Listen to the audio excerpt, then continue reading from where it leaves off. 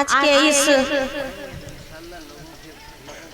Sir Syed Ahmad academy के प्रांगण में जो मुशायरा पुलवामा में हुए हमारे सीआरपीएफ के जवान के शहीदों के नाम से जो ये प्रोग्राम रखा गया, इसके जो संयोजक हैं, आयोजक हैं, मैं उनको बहुत बहुत शुक्रिया अदा करना चाहूँगी। और विशेष तौर पर मैं अपने आफ्ताब भाई को शुक्रिया अदा करना चाहूँगी जिन्होंने मुझे यहाँ पर आने की दावत दी। और सीमांचल मैंने सुना था कि सीमांचल के गांधी के नाम से जाना जाता है अररिया की धरती। सीमांचल के गांधी पूर्व मंत्री भारत सरकार स्वर्गीय जनाब तस्लीमुद्दीन साहब, आज मैं यहाँ पहुँची हूँ, मेरी खुशनसीबी है और आज मैं यहाँ के लोगों से रूबरू हूँ, मिल ली, ये मेरे लिए बहुत बड़ी बात है। और यहाँ पे आए हुए आपके जोकीहाट विधायक जनाब शाहनवाज आलम साहब, ये यूथ हैं और आप लोग भी यूथ हैं। आप लोग समझ सकते हैं यूथ क्या कर सकते हैं, ये बहुत कुछ कर सकते हैं, ये राई को पहाड़, पहाड़ को राई बना सकते हैं, यूथ का जमाना है। और मैं कोई शायरा नहीं हूँ और नहीं कोई स्पीकर, मेरे अंदर जो फीलिंग्स हुई वो मैंने उसको शेयर किया। ज्यादातर मैं महिलाओं की सशक्तिकरण पर काम करती हूँ, ये मेरे आफ्ताब भाई अच्छी तरह जानते हैं।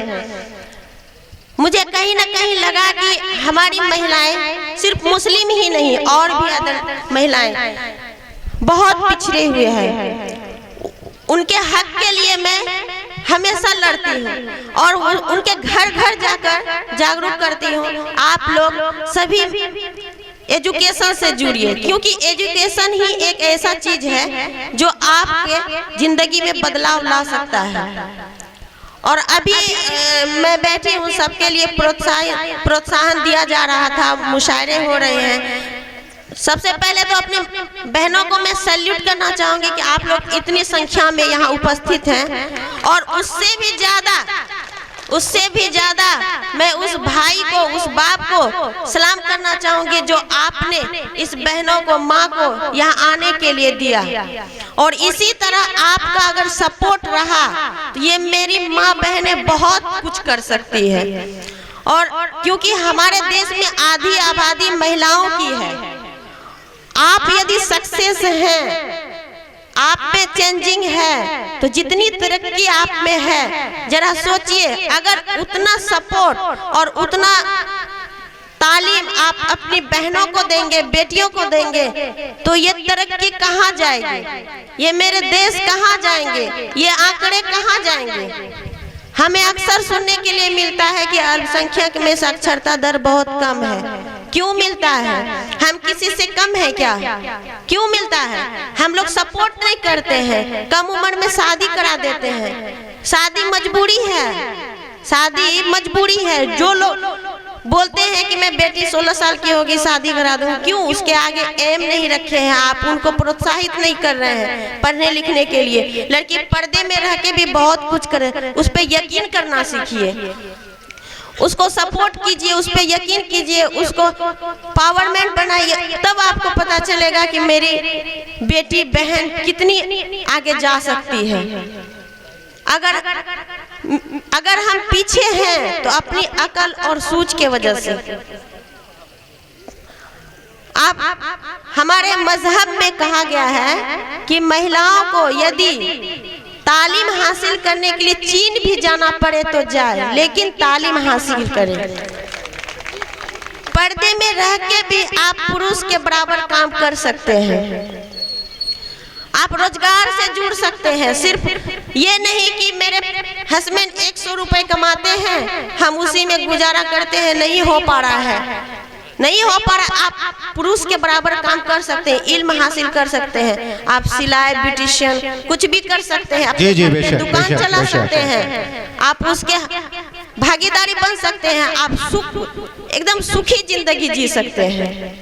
और कोई चीज में गुनाह नहीं है। गुनाह जो है वो गुनाह को अच्छी तरह सब जानते हैं, हम किसी भाई के साथ कहीं ट्रेवलिंग कर रहे हैं, कहीं बैठे हैं, ये गुनाह नहीं है। हम किसी गैर महरूम से बात कर रहे हैं, ये गुनाह नहीं है। गुनाह है अपनी मर्यादा को पार करने में।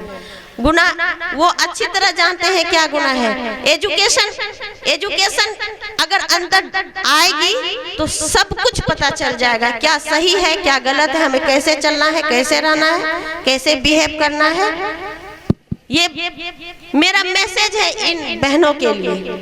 और आज जिस तरह से मैं एक सीआरपीएफ की बहन हूँ और मेरा भाई देश सेवा करता है, मैं समाज सेवा करती हूँ।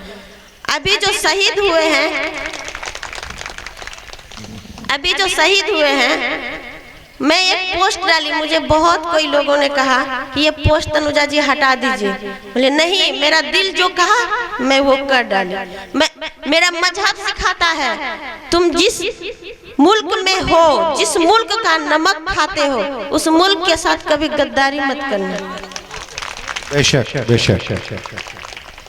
जो देश के लिए शहीद हुए उनको मेरा सलाम है। अपनी खून से जिस जमीन से खींचा उन बहादुर को मेरा सलाम है। ये मैं उन शहीदों के लिए 2 लाइन बोल रही हूँ। व्यस्तता के कारण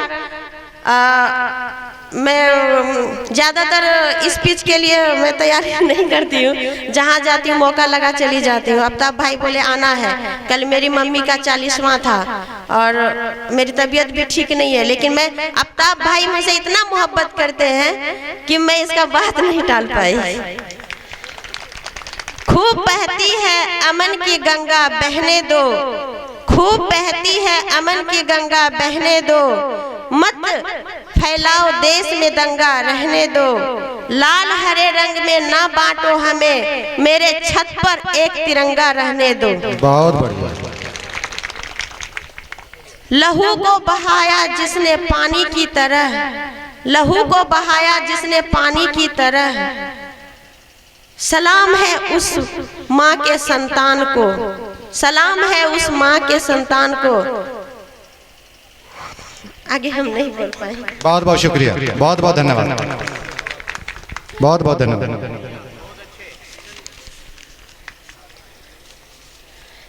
मैं आप लोग से रिक्वेस्ट करना चाहूंगी कि आप लोग भी ये जहन में ठान लीजिए कि सब अपने घर से एक एक बेटे को फौजी बनाएंगे। सबको ये जहन में ठान लीजिए।